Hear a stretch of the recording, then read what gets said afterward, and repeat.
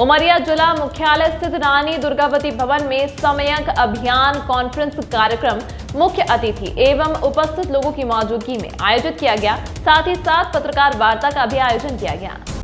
सम्यक अभियान के प्रणेता सुप्रसिद्ध विचारक व लेखक भास्कर राव रोकड़े ने शिक्षित बेरोजगार युवाओं की समस्याओं का शोध परक अध्ययन कर उनके समाधान हेतु प्रदेश में एक व्यापक अभियान शुरू किया है, जहां इस अभियान के केंद्र में युवा हैं और उन्हें ही अपनी समस्याओं के शांतिपूर्ण संवैधानिक समाधान के लिए आगे आना है। नवक्रांति के लिए संकल्पित सम्यक अभियान का शुभारंभ रीवा के ऐतिहासिक पद्मधर पार्क से 2 मई 2022 को किया गया था, जिसे व्यापक बनाने के लिए मध्य प्रदेश स्थापना दिवस 1 नवंबर 2022 को रायसेन जिले के बरेली नगर से प्रदेश में नवक्रांति लाने के संकल्प के साथ 45 दिवसीय प्रदेश व्यापी सम्यक यात्रा शुरू की गई। उसके पश्चात माह जनवरी 2023 में भोपाल में प्रदेश के 5 लाख युवाओं का मेगा कॉन्फ्रेंस होगा।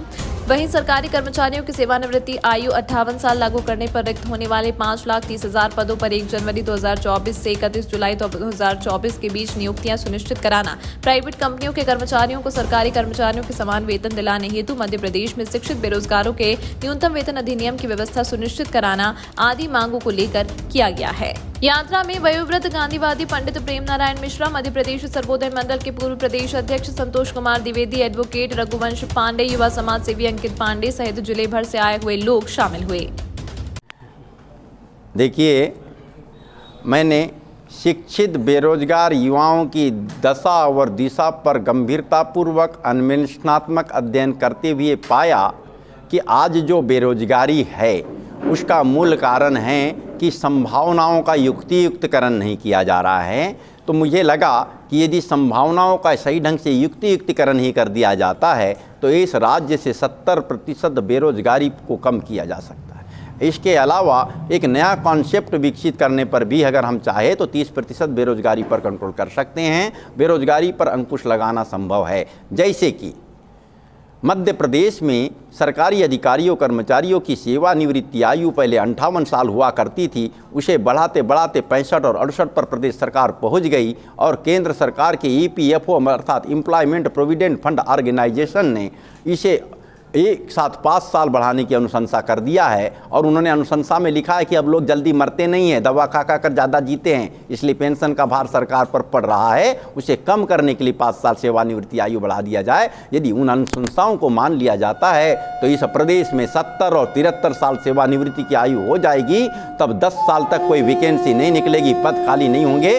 हमने 31 जुलाई 2024 को प्रदेश में यदि 58 साल सेवानिवृत्ति आयु लागू कर दी जाती है तो कितने अधिकारी कर्मचारी सेवानिवृत्त होंगे, इसकी जानकारी लिया तो कुल 5,30,000 का आंकड़ा हमारे पास आया। सरकारी, अर्धशासकीय, निगम मंडल बोर्ड और शासकीय उपक्रम। सम्यक अभियान कॉन्फ्रेंस का आयोजन उमरिया में आज किया गया और ये पूरे मध्य प्रदेश में 52 जिलों में ये कार्यक्रम आयोजित किया जा रहा है। इसमें हमारे माननीय भास्कर राव रोकड़े जी जो अभियान को संचालित कर रहे हैं, मुख्य रूप से शिक्षित बेरोजगारों के भविष्य को कैसे सुरक्षित किया जाए। ये सम्यक यात्रा का कार्यक्रम आज उमरिया में संपन्न हुआ।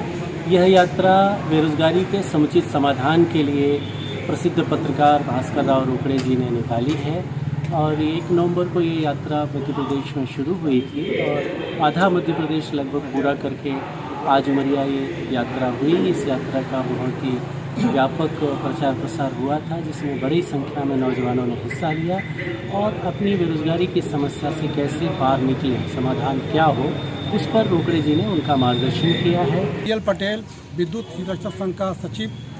हमारा आज जो इस कार्यक्रम के साथ मुद्दा है महंगाई राहत का है।